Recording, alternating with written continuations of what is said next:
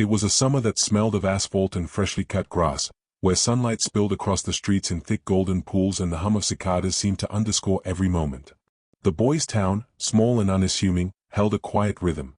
Kids riding bikes past white picket fences, neighbors watering gardens, and shopkeepers waving from porches. For him, these streets were more than paths, they were freedom. He pedaled past familiar houses, the wind tousling his hair, his sneakers skimming the pavement, every turn and corner memorized as if they were extensions of his own body. There was a careless joy to him, a laughter that rang out across empty sidewalks, and a mischievous glint in his eyes that suggested he was never fully serious, yet always fully present. His bicycle, chipped and scratched from years of summer adventures, creaked and groaned under him, yet it carried him with unwavering trust. Each pedal stroke was a heartbeat of ordinary life, mundane and miraculous in equal measure. He waved at the mailman, shouted hello to a neighbor tending her garden, and paused to watch a group of younger children chase a loose ball into the street. These were the threads of his existence, woven tightly into the fabric of the town, unnoticed yet inseparable from it. At home, the scent of dinner wafted through the air, mingling with the tang of sunscreen and dirt on his skin. His mother called for him now and then, her voice carrying over the rooftops, but he was never far. There was a rhythm to these days, a steady heartbeat that promised tomorrow would be just like today, the world safe and predictable, the boundaries of childhood stretching as far as the eye could see. Evenings held a soft magic. Shadows stretched lazily across the streets, and the cicadas' song softened to a gentle hum. He would sometimes stop atop a small hill at the edge of town, watching the horizon flare with colors that no camera could capture, feeling the wind push against him in a way that seemed to whisper promises of endless possibilities. The town, in those moments, was an ocean of comfort, the familiar glow of street lamps, the distant laughter of other children, the quiet reassurance of his family waiting for him at home. And yet, underneath the warmth, there was a subtle undercurrent, a fragility that only hindsight could reveal. Small details, easily overlooked in the rush of a carefree day, hinted at a world that could change in an instant. A stranger's shadow glimpsed at the corner of the street, a sudden clatter from an alleyway, a dog barking without reason. None of it seemed threatening then, only a minor deviation in the rhythm of life, but these small fractures would, decades later, be recognized as the first whispers of absence. The boy's laughter echoed through the quiet streets, a sound as light and fleeting as a summer breeze. He was a child of the sun, of open roads and endless horizons, carrying within him the uncomplicated joy of youth. He did not yet know that these ordinary moments, the tilt of the sun across a sidewalk, the creak of his bicycle chain, the smell of fresh bread from the corner store, would become fragments of memory, relics of a time before life as he knew it would vanish without warning. Neighbors would remember him as the boy who rode his bike past their yards, always smiling, always greeting, always part of the gentle heartbeat of their small town.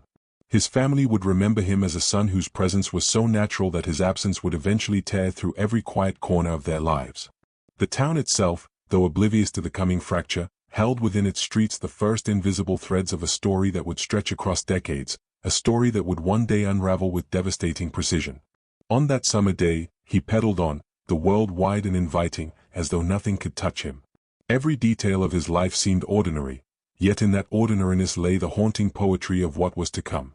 The warmth, the laughter, the simple act of riding a bike, these were the echoes of a life poised on the edge of disappearance, a life that would soon slip from the frame of time, leaving behind only the memory of what once was. The day began like any other, drenched in sunlight that made the pavement shimmer and the leaves on the trees glisten as though sprinkled with gold dust. He swung his legs over his bicycle, the familiar creak of the pedals greeting him like an old friend. Today, he had no particular destination in mind, just the joy of movement, of feeling the wind press against his face, carrying him along streets he knew as intimately as his own heartbeat. There was an almost sacred rhythm to it. Pedal, coast, glance at a friend waving from a porch, pedal again, turn the corner, the world unfolding in steady, comforting patterns. He passed the corner store first, nodding at the cashier who was sweeping the steps. A few other kids were gathered nearby, arguing over a card game or teasing each other about summer dares. He laughed, his voice bright and unrestrained, and waved as he rode past, leaving behind a cloud of dust that hung briefly in the sunlight. The ordinary texture of the town seemed to embrace him, the familiar smells of cut grass, asphalt, and faint smoke from backyard barbecues wrapped around him like a protective cloak. As he pedaled further from the center of town, the streets began to thin. Houses gave way to empty lots and alleys, familiar landmarks shifting into more isolated territory. A stray dog barked at the fence of a vacant house, its voice startling in the stillness but quickly fading as he continued onward. In that moment, the ordinary became slightly uncertain. Yet, the boy paid little attention, so used was he to the gentle unpredictability of summer afternoons. It was a world he had always navigated, a space where nothing truly threatening ever touched him. At the edge of town, he slowed to take in the view. The horizon stretched endlessly, fields rippling with heat, the distant hum of cars on a highway barely audible. A slight breeze teased his hair and carried with it the scent of wildflowers growing along the roadside. For a moment, he paused, feeling the exhilarating freedom of being utterly, gloriously alive. The town behind him, the open roads ahead, and the sunlight spilling over everything. This was the essence of his existence, a perfect summer day in 1989. But it was in this perfect ordinariness that the first subtle fissures appeared. He noticed a stranger standing at the corner of a street he had never seen anyone linger at before. The man's face was shadowed by a wide-brimmed hat, and his posture seemed both deliberate and casual, as if waiting for someone or something. The boy's gaze lingered for a heartbeat, a flicker of unease passing through him, quickly dismissed as imagination. The stranger's presence was almost surreal against the backdrop of his otherwise familiar world, yet he pedaled onward, unaware that this brief moment would, decades later, be revisited in endless speculation and fear. Further along, he encountered an alley where a sudden clatter startled him, a metal trash can tipping over with a sharp clang, though no one was visible nearby. He paused, listening, the sound echoing in the heat-soaked silence. His heart beat a little faster, though curiosity quickly overcame caution. The alley was just another part of town, an empty space he had explored countless times. And yet, the memory of that sound would, in years to come, be scrutinized and remembered as one of the first eerie signs, a subtle harbinger in a day that was otherwise sunlit and ordinary. He resumed his ride, the familiar cadence of pedaling providing comfort. He waved to a neighbor who was watering her garden, smiled at a pair of younger children chasing a ball across the street, and adjusted his backpack strap. Everything seemed as it always had, yet the world was beginning to shift imperceptibly. The ordinary, the mundane, the patterns of summer life, the laughter, the sun, the gentle sway of trees, all of it would soon be shadowed by absence. This contrast, invisible in the moment, would later become unbearable. By mid-afternoon, he reached a small hill at the outskirts of town, a place he often visited to feel the wind on his face and to watch the sunlight scatter across the fields. He paused, inhaling the warm air, the sounds of the town behind him, the soft rustle of the grass under his feet. Time felt suspended here, the world both infinite and fragile. Every detail, the glint of sunlight off his bike, the swaying stalks of wildflowers, the distant horizon fading into heat shimmer, would be remembered with aching clarity by those who loved him, even as the boy himself remained blissfully unaware of the danger that was closing in. As he began to descend the hill, the sunlight shifting, the shadows lengthening, there was a fleeting sense of foreboding. A figure moved across the far field, distant and indistinct, almost a mirage in the heat. He pedaled faster, brushing the thought aside. Children often imagine things, and this was likely just another wanderer, or a trick of the eye.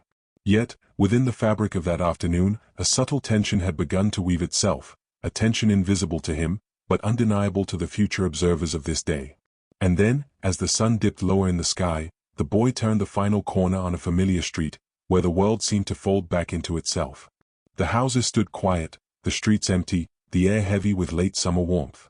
He rode on, full of life, full of possibility.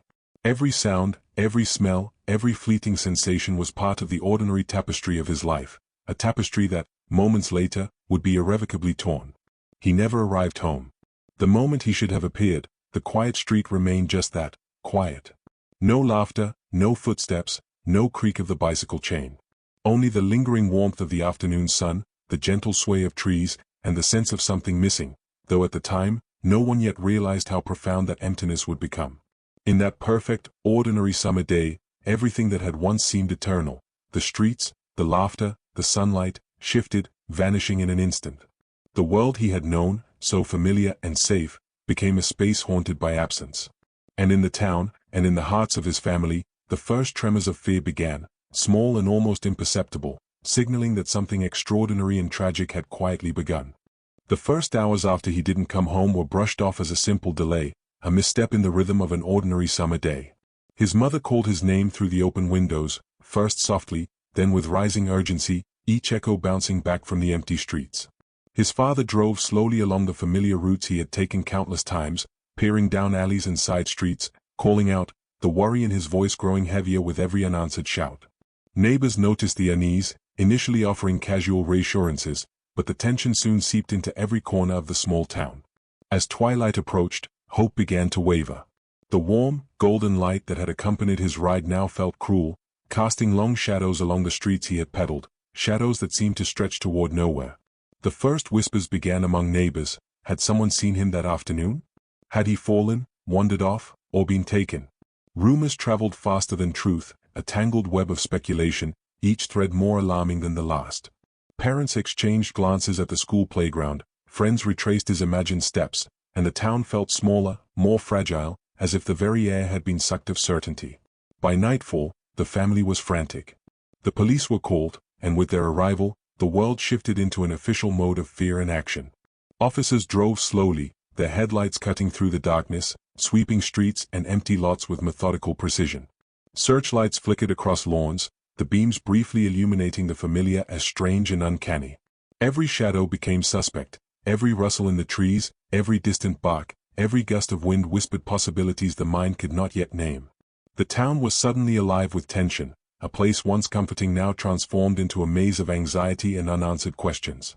Neighbors formed search parties, grabbing flashlights, blankets, and bicycles, combing alleys and wooded patches, their calls for the boy echoing into the night. The sounds of hope and fear intertwined, voices calling his name, sobs quietly stifled, shoes crunching over gravel. Even the town's dogs seemed aware, barking sporadically, restless and uneasy. In homes, doors remained open, as if the absence of one child might ripple outward, leaving emptiness in every space. Families whispered about what could have happened, each possibility darker than the last, and yet no one dared speak too loudly, afraid that naming the worst might summon it into reality. Inside the house, time became elastic. Each minute stretched, heavy with anticipation and dread. His mother sat at the kitchen table, clutching the phone, listening for calls that might never come.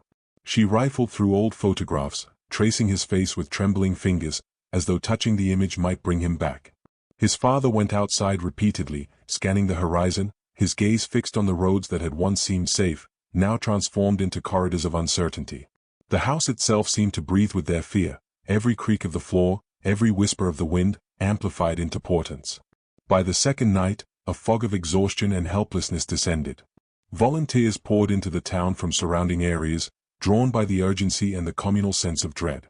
The media began to arrive, flashbulbs punctuating the darkness, cameras recording every frantic search, every tear-streaked face. For the first time, the disappearance became more than a family tragedy. It became a story, a public wound, each retelling adding weight to the collective grief of the community. In the following days, the town's routines fractured. The playgrounds grew quiet, the grocery stores slower, the empty streets heavy with absence. School children whispered about the boy, unsure whether to speak in curiosity, fear, or sorrow. Rumors mutated and spread. Someone had seen him leave with a stranger, someone else swore he had been arguing with a neighbor. Adults argued in hushed tones, some insisting it was an accident, others suggesting something darker. Every theory carried with it a mixture of hope and terror. The family's anguish became palpable in every interaction. They moved through rooms as if haunted, scanning corners, checking closets, tracing the familiar routes of his daily life in desperate hope of finding a trace. Friends and neighbors brought casseroles and coffee, their presence a small comfort, yet unable to touch the enormity of the void. Each knock on the door, each ringing phone, sent hearts racing, only to collapse in the disappointment of absence. Sleep became a tenuous, fractured experience. Dreams offered fleeting glimpses of him, always just out of reach, and the daylight revealed only the stark reality. He was missing, and the world had shifted irreversibly. The police investigation was methodical, yet slow. Officers questioned neighbors, revisited known locations, and compiled timelines, piecing together the boy's final hours from fragmented accounts. Each report highlighted the gaps, the inconsistencies, the small, troubling details that seemed insignificant at the time. A bicycle wheel found bent in the grass, footprints near a field no one had noticed before, a voice overheard by a neighbor calling out that afternoon. These fragments began to form a tapestry of tension and mystery, yet never a complete picture, leaving the family suspended in a liminal space between hope and despair. Months passed, and the town settled into a fragile routine, yet nothing returned to normal. Birthdays were marked by absence, holidays shadowed by memory, the laughter of other children a bittersweet reminder of what was lost. The boy's room remained untouched, a shrine to the everyday life that had been interrupted, his bicycle leaning quietly in the corner, collecting dust yet seemingly ready to ride again. Time, for the family and for the town, did not heal but laid grief upon grief, each moment a reminder of that day when an ordinary summer afternoon transformed into a lingering nightmare. Even today, those first hours remain etched in memory, the rush of adrenaline, the whispered fears, the silent prayers, the frantic search across familiar streets that suddenly seemed alien. The boy's disappearance was not merely a loss of a child, but the fracturing of a community's sense of security, the collapse of ordinary life into the terrifying uncertainty of the unknown. The streets he once rode freely now carry a weight that no sunlight, no laughter, can ever entirely lift. Time, for the family, did not heal so much as it stretched the wound, leaving it raw and ever-present. The boy's disappearance became a silent pulse in the fabric of their lives, an invisible thread that tugged at every decision, every thought, every quiet moment. Days bled into months, months into years, and yet the absence remained, constant and unyielding. The small town continued to hum with life, children grew taller, the seasons cycled with unthinking rhythm, and new families moved in. But for them, nothing felt normal. The world had changed irreversibly on that summer afternoon in 1989. His parents aged under the weight of unanswered questions. His mother carried a quiet, constant anxiety, her laughter muted, her eyes forever searching crowds, streets, and memories for a glimpse of him. She would walk past the places he once rode, her heart tightening at the empty swings in the playground, the silent streets, the overgrown alleyways. Every shadow seemed to hold him, every sound, footsteps, a bicycle chain, laughter, reached her ears as a cruel echo. His father, once sturdy and calm, became restless and irritable, wandering streets late at night, inspecting sidewalks and fields as though he could stumble upon a clue the world had concealed. Their relationship, once full of shared joy, grew strained under the weight of silent grief, unspoken blame, and the endless repetition of the question, how could he vanish without a trace? Siblings, too, were reshaped by the void. Brothers and sisters who once shared carefree games, laughter, and secrets, now carried guilt, confusion, and a shadowed fear. They wondered if they could have done something, said something, noticed something. Each birthday, each holiday, became a marker not of celebration but of loss, a reminder of the fragment of life that had been wrenched away. Friends drifted, not out of malice but because the weight of absence was heavy and uncomfortable. Conversations about summer plans or school achievements were shadowed by the invisible presence of the boy who should have been there, who would never be there again. The town itself remembered him, in a different way. Local news clippings were kept like relics, filed carefully in drawers, pasted into scrapbooks, or taped onto walls. He became a ghost in the collective memory, a boy who had pedaled through streets that seemed harmless but now appeared tinged with danger. The quiet streets that had once been familiar became reminders of fragility. Every corner, every alley, every empty lot was a potential site of memory or speculation. Parents warned their children, subtly at first, then with more earnest caution, as if teaching them to navigate a world where danger could lurk in the simplest, most ordinary moments. Over the decades, hope ebbed and surged unpredictably. Sometimes it arrived in the form of a letter, a tip, a rumor of someone claiming to have seen him years later. Each spark of possibility was met with cautious anticipation, the family clinging to it with desperate tenderness before the inevitable disappointment settled in again. Time did not soften the pain. Instead, it led it, embedding the absence deeper into their lives. The boy's room remained untouched, a monument to memory. His bicycle, once polished and adored, gathered dust quietly in the corner, a silent sentinel to the life that had been interrupted. The community also carried its own collective grief, subtle yet pervasive. Parents spoke in hushed tones about what had been lost, while children who had grown up without him learned of his disappearance as a cautionary tale. The disappearance became part of the town's identity, an event that lingered in the air like a scent one could never quite forget. Neighborhoods remained safer in appearance, but an undercurrent of unease persisted, an unspoken acknowledgement that innocence could vanish in a single afternoon.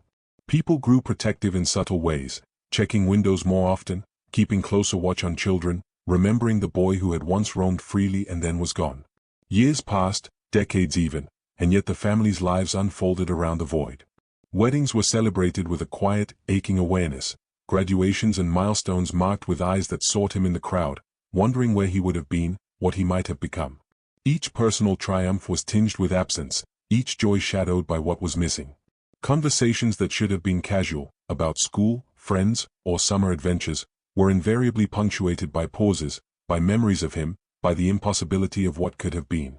Even simple moments, a bicycle leaning against the porch, a breeze rustling the trees, the laughter of other children, carried the weight of haunting echoes. Psychologists and counselors were consulted sporadically, yet nothing could fully bridge the gap between hope and despair. Memory itself became both friend and tormentor.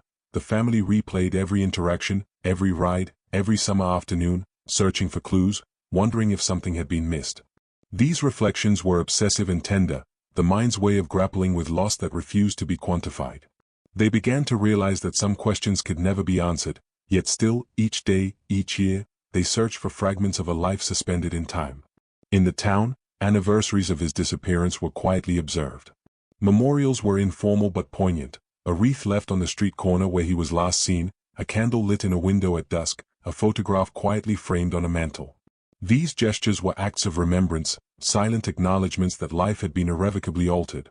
The boy's absence was not only personal but communal, it was stitched into the fabric of the town, shaping its culture, its stories, and its collective memory. And still, amid decades of unanswered questions, the family and the town persisted. Life continued with its mundane rhythms, work, school, errands, chores, but always with the invisible presence of absence. The boy's laughter, once bright and tangible, became a ghostly echo, threading through memory and imagination. Every ordinary day was tinged with remembrance, every quiet moment an opportunity for reflection. His absence had transformed time itself, stretching it taut, bending the familiar into the shadow of what could have been. The years did not lessen the ache, they deepened it. Memories accumulated like sediment, layering the world with loss, longing, and the perpetual search for answers. And in those decades of silence, one truth became undeniable. The boy's disappearance was not just a story of missing time, it was a story of enduring absence, a psychological landscape of grief, hope, and unrelenting curiosity, the kind of absence that leaves its mark on every heartbeat, every glance, and every quiet, sunlit street that once knew him. Decades had passed, and the rhythm of absence had become the family's quiet companion. Yet one ordinary afternoon, something entirely unexpected shattered that long-standing pattern. A stranger arrived, carrying a weight that seemed at once ordinary and impossibly urgent. The knock on the door was hesitant, polite, almost unsure, but it carried the tremor of significance that made the mother pause mid-step, her hand frozen on the teacup she had been lifting. The father, pacing near the window, instinctively stiffened, sensing the shift in the air, the quiet crackle of tension that accompanies news that might be impossible to comprehend. The stranger introduced himself with careful words, measured tones, and an air of subdued authority. He claimed to know what had happened that summer day, the long-vanished boy, the decades of unanswered questions. The first reaction of the family was disbelief, a mixture of skepticism, cautious hope, and the faintest tremor of terror. Could this person possibly know anything? Could anyone after all this time have discovered the truth? Their minds raced, heartbeats sinking with the possibility that the past, long frozen in grief, might finally offer answers. The stranger's presence brought with it an almost unbearable tension. His eyes, steady and unwavering, seemed to carry the weight of secrets untold. His voice, calm yet insistent, drew the family into the orbit of the past they had tried both to remember and to forget. Every sentence he spoke was measured, deliberate, leaving space for doubt, for questions, for the slow build of realization that something extraordinary was unfolding. The mother's fingers twined nervously in her lap, the father's jaw tightened as he struggled to balance hope with the fear of deception. He spoke not with dramatics or spectacle, but with quiet certainty, recounting details that the family could not have known yet which resonated deeply, almost painfully.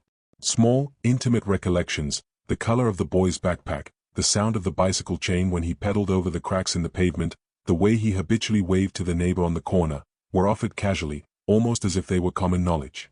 And yet, in the delivery of these details, the family recognized the impossibility, the uncanny truth that this stranger had somehow seen, remembered, or uncovered fragments of a life that had vanished so long ago. Conflict surged immediately alongside the hope. The mother oscillated between desire to believe and fear of disappointment. Her mind could scarcely endure the possibility that after 35 years, the answer she had longed for might be at hand. Her eyes darted to the father, silently asking for reassurance, yet finding only the reflection of her own turmoil. The father's hands, roughened by years of labor, clenched and unclenched at his sides, torn between anger at the intrusion and the desperate longing for truth. Each word from the stranger seemed to cut between past and present, opening wounds long stitched over with memory, yet offering the tantalizing promise of closure. Questions erupted like small, dangerous flames. How had the stranger known? Why now? Was this someone with ill intent, or a messenger bearing the most fragile of truths? The family listened, caught in a tense equilibrium where hope and fear were inseparable, where every breath seemed too loud, every glance too telling. The stranger revealed little at first, offering glimpses and fragments rather than full disclosure, carefully pacing the story as though aware that too much too soon might shatter fragile hearts entirely. And in that pacing, the emotional weight became almost unbearable. The mother's mind raced through 35 years of grief, of unanswered questions, of imagined scenarios, every one of them both comforting and torturous. The father struggled to contain the mixture of hope and dread, aware that his reactions might betray too much, that his skepticism might collide with a truth long overdue. In silence, they each carried the collective burden of all the moments they had missed, all the milestones that had passed, all the quiet years spent living alongside absence. The stranger did not just deliver information, he became a mirror, reflecting the family's own fears, their grief, their desperate longing. His presence alone made the past palpable, tangible, and immediate. The empty spaces of the house, the silent bicycle leaning in the corner, the photographs of the boy as a child, all were suddenly infused with renewed tension, as though waiting for revelation to fill them once more. Every detail he revealed, no matter how small, sent tremors through the room, bridging the gap between decades of silence and the possibility of understanding. Even as doubt lingered, the stranger's quiet confidence planted seeds of fragile hope. It was not a hope born of certainty but of possibility, a tentative, trembling belief that maybe, just maybe, the missing boy's story could finally be known. The family listened, wrapped and silent, each detail a key turning in a long-locked door. And yet, alongside this hope was the shadow of fear, fear of what truth might reveal, fear that the answers could be devastating, fear that the decades of grief might be reshaped into something even more unbearable. In those moments, the ordinary world seemed suspended. The hum of the refrigerator, the creak of the floorboards, even the soft wind brushing against the windows, all became amplified echoes of anticipation. The stranger's presence had altered reality itself, turning familiar rooms into arenas of possibility, transforming time into a corridor stretching backward and forward simultaneously. The past was suddenly alive, insistent, demanding attention, and the family could not turn away. By the end of that encounter, even before the stranger fully revealed the truth, the emotional landscape had shifted irrevocably. The family, long anchored in decades of absence, now floated on the currents of potential revelation. Hope, fear, grief, anticipation, all intermingled in a delicate, almost unbearable balance. For the first time in 35 years, the possibility of understanding, of closure, and of facing the truth had moved from imagination to tangible reality, and the world the family thought they knew had been quietly, irrevocably transformed. The stranger's revelations were careful at first, like tentative footsteps across a fragile bridge, yet each word carried the weight of a story long buried. The family leaned in, their attention so acute it seemed to suspend the very air around them.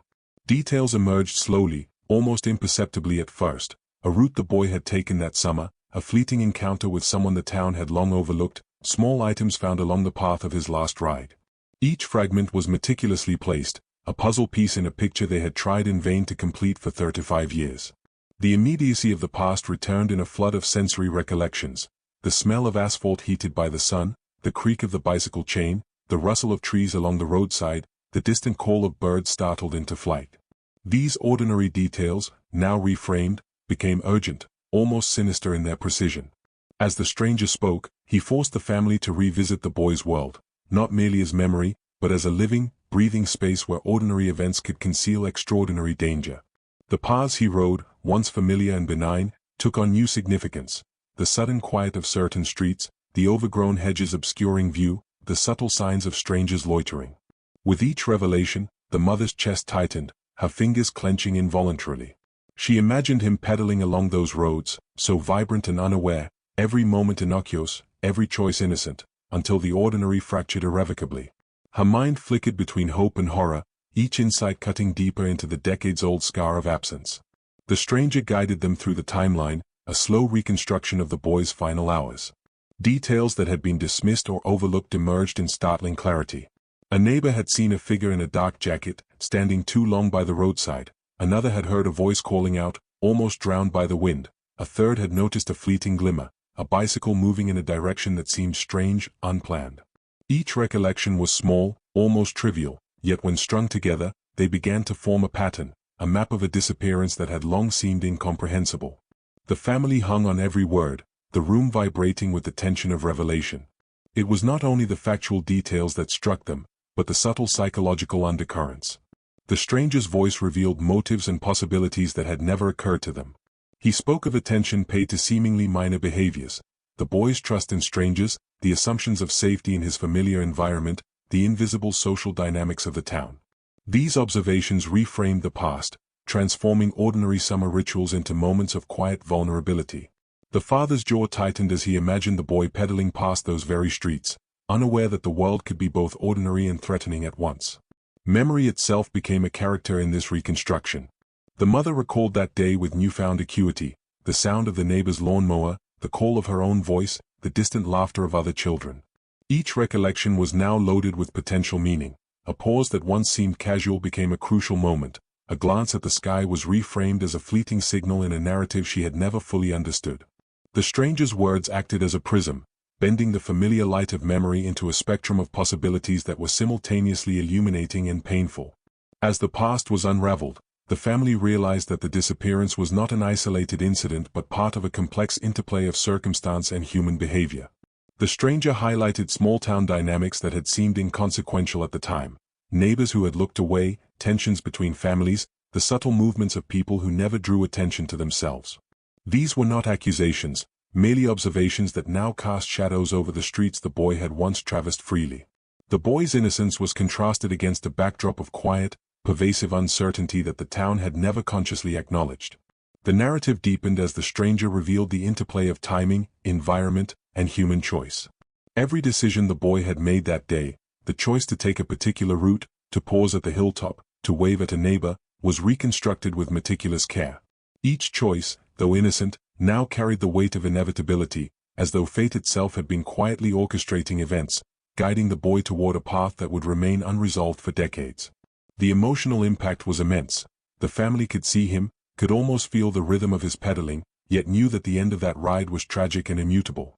Tension mounted as the stranger shared new evidence that had emerged only recently, faded photographs, overlooked reports, and a long-forgotten witness statement that had been buried in paperwork. Each item was small, almost mundane, yet together they formed a lattice of clarity. The mother's hands trembled as she traced the outline of his bicycle in an old photograph. The father's eyes narrowed, scanning the image as though he could see the invisible narrative hidden in the shadows of the frame. Memory, evidence, and revelation converged into a palpable tension that filled the room like a living presence. The stranger did not merely recount, he invited reflection, encouraging the family to place themselves within the events of that day. They imagined the boy riding past familiar sights, the corner store, the overgrown lot, the bend in the road where a stray dog often waited. The ordinary details became laden with foreboding, the chirp of crickets at dusk, the way the light fell across the asphalt, the shifting shadows that had once seemed harmless. These moments, reconstructed with cinematic precision, allowed the family to relive the day not as passive observers, but as participants in a narrative that had remained frozen for decades. By the end of the session, a strange calm had settled over the family. The past had been dissected, examined, and partially illuminated, yet its mysteries were far from exhausted. They felt exhausted, emotionally raw, and yet also strangely liberated. For the first time in 35 years, the disappearance was not an abstract, unchangeable absence. It was a series of events, of human choices, of moments that could be traced, understood, and emotionally integrated. The boy's world, once opaque and unknowable, was now partially visible, and with that visibility came both relief and renewed grief. The stranger departed, leaving behind a room thick with contemplation and quiet tension. The family sat in stunned silence, processing the revelations and their implications. Though the answers were incomplete, though uncertainty still lingered in corners of memory, they had begun to reclaim the narrative of their son's disappearance. The past had been unraveled just enough to expose its contours, the outlines of a tragedy that had shaped their lives for decades.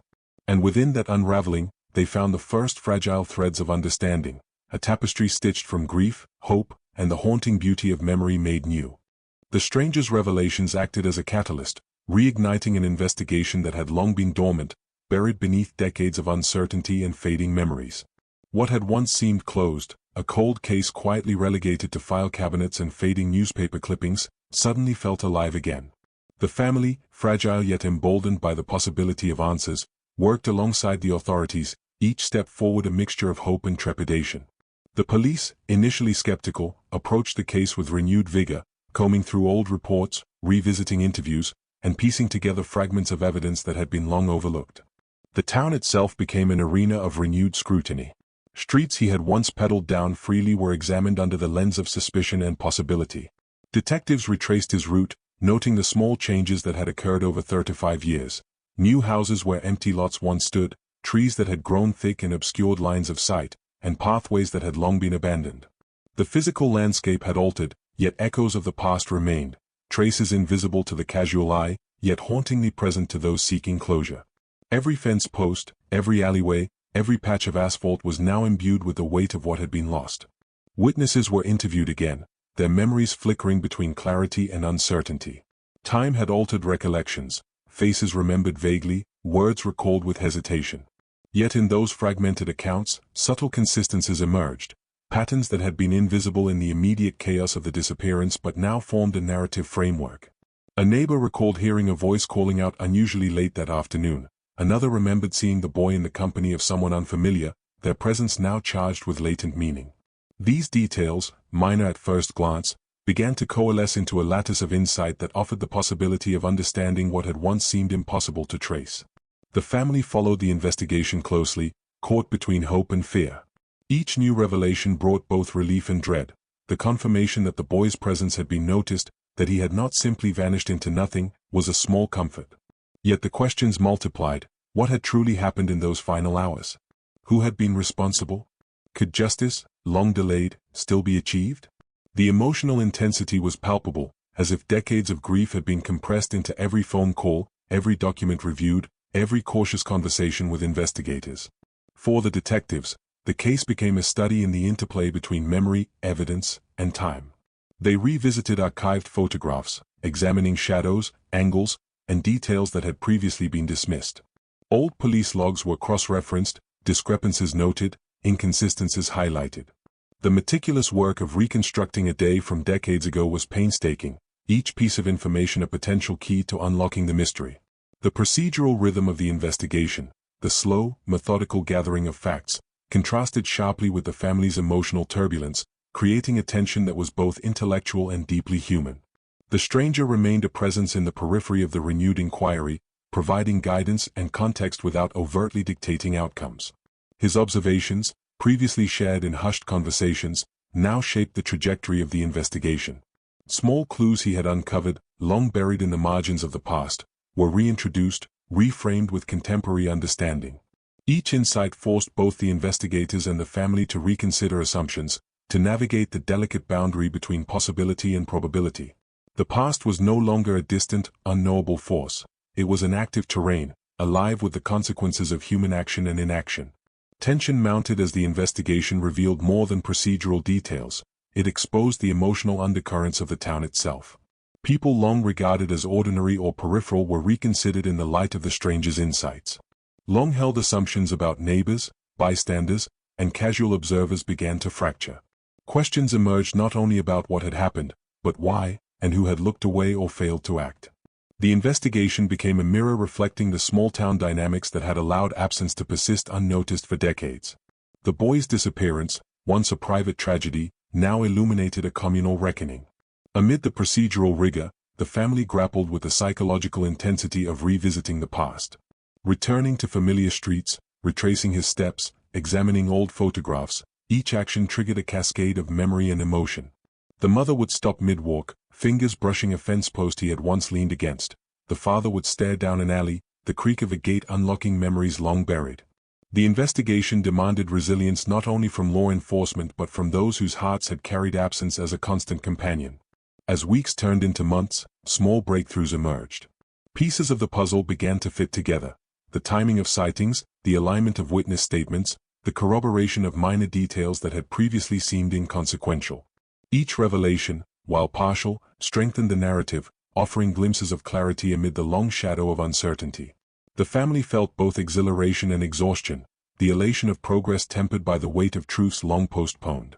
The boy's story, once obscured, was now slowly coming into focus, yet the emotional cost of this clarity was undeniable. Throughout the town, the renewed investigation created a palpable atmosphere. Streets were filled with quiet observation, neighbors whispered, revisited, and speculated.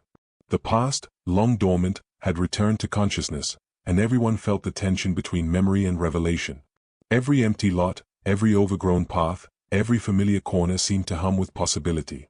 The boy, absent for decades, had become the axis around which the community's attention now revolved, his disappearance no longer a mere historical footnote but a living, breathing concern.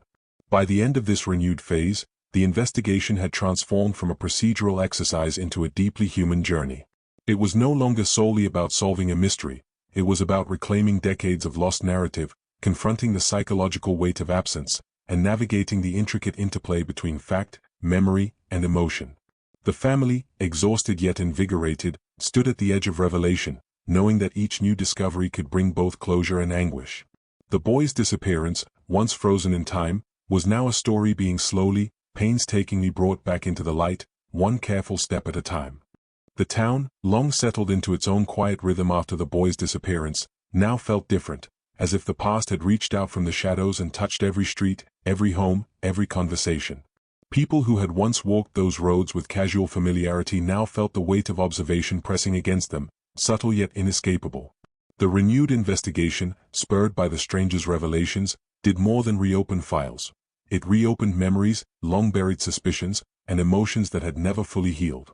The ordinary facade of small-town life was fractured, revealing the delicate web of connections, secrets, and silences that had sustained the community for decades. Whispers traveled faster than any official communication.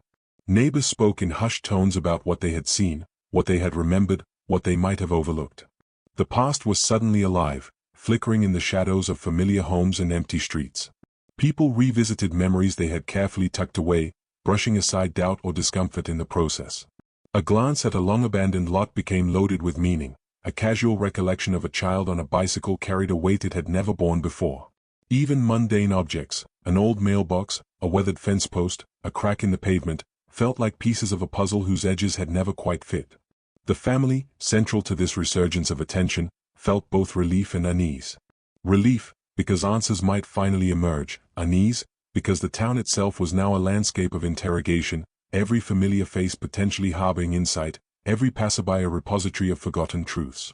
The mother walked the street she had once considered safe, noticing subtle changes in neighbors' expressions, hesitation, nervous glances, or sudden, fleeting warmth. She began to perceive, almost instinctively, the layers of human behavior she had previously overlooked, the way people avoid eye contact, the subtle shifts in posture, the hints of guilt or uncertainty lurking in the periphery. Rumors, both harmless and dangerous, took on new life.